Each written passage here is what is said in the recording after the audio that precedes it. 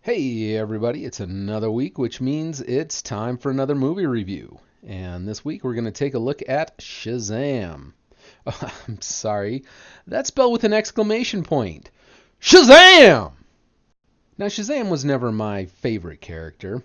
In fact, I don't even think he even made the top 10 DC characters. However, I've got to say, this was a fun movie, and I'll explain why in just a second. But let's start with a little backstory. Our story centers around Billy Batson. Billy is a foster child. He basically has been running away from foster homes since he apparently got into the system. And when we catch up with Billy in this movie, he has run away once again and is being placed in another home. Now, if you've watched the trailer at all, you basically know how the story goes, and nothing that I say is going to be a spoiler. If you haven't watched it, then is probably going to have some spoilers in it for you.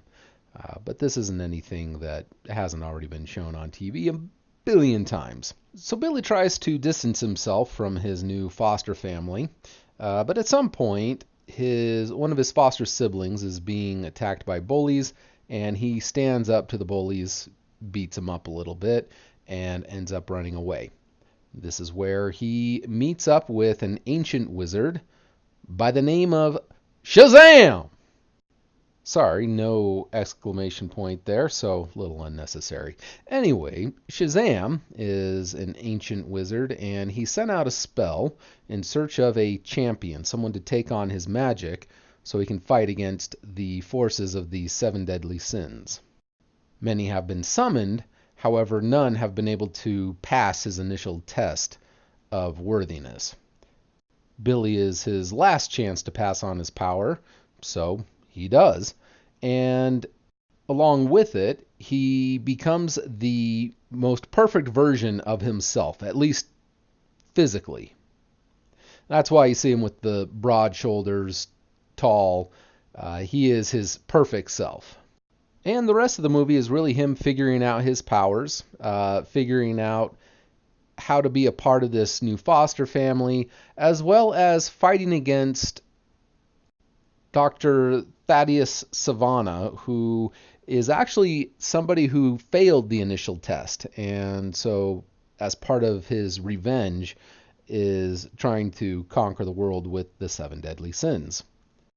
So let's get to what I liked and what I didn't like. We'll start with what I liked, and there's a lot in this movie. As I mentioned before, this was a really fun movie. It's the first real superhero movie from either DC or Marvel that I would really call a comedy. The focus is really on the laughs. And I think in a lot of reviews it's going to kind of bring up Big with Tom Hanks because it really is that same kind of story.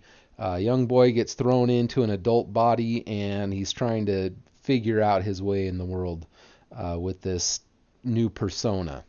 And there definitely is something to be said for that. But again, it really is it's really built for laughs, and it really is a fun movie. The interaction between the characters is really fun. It also has a lot of heart. In the end, it's really all about Billy and his new family and trying to adjust.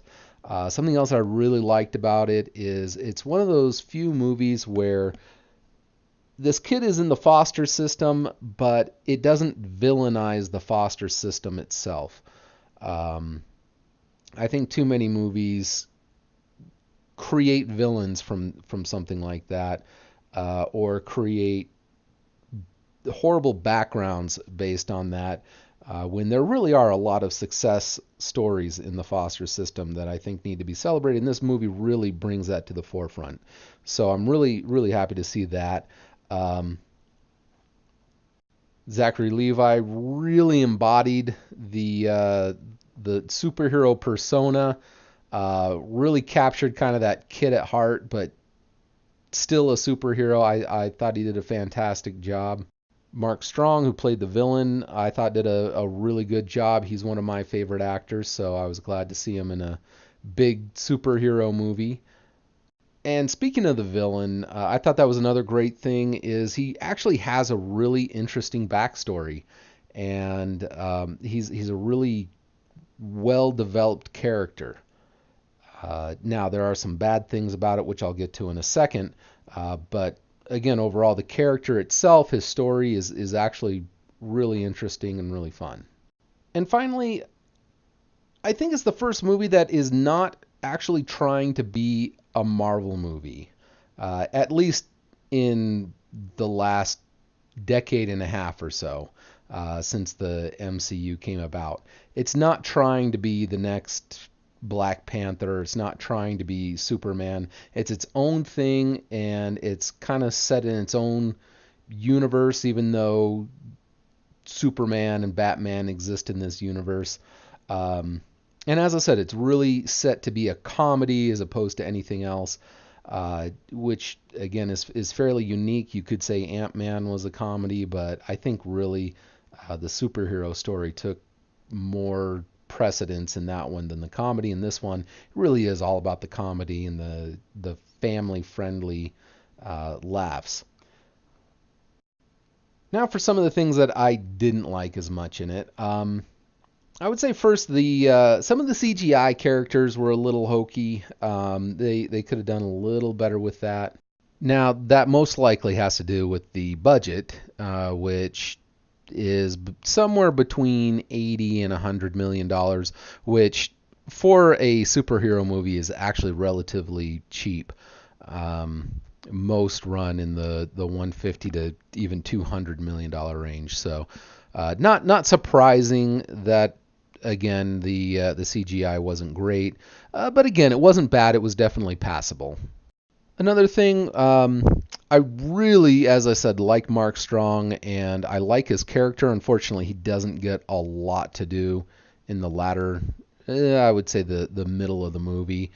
He definitely plays a role at the end, and he plays a role at the beginning, but not really enough to really drive the movie. So I would have liked to have seen him a little more, give him a little more to do.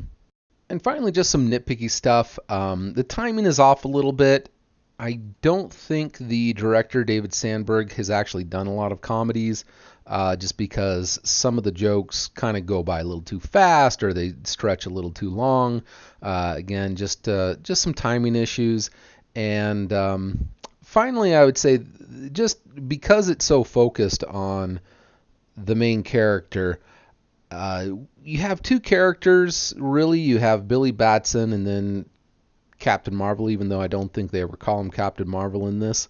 I think he's called Captain Sparklefingers more than anything. And they don't really sync up very well.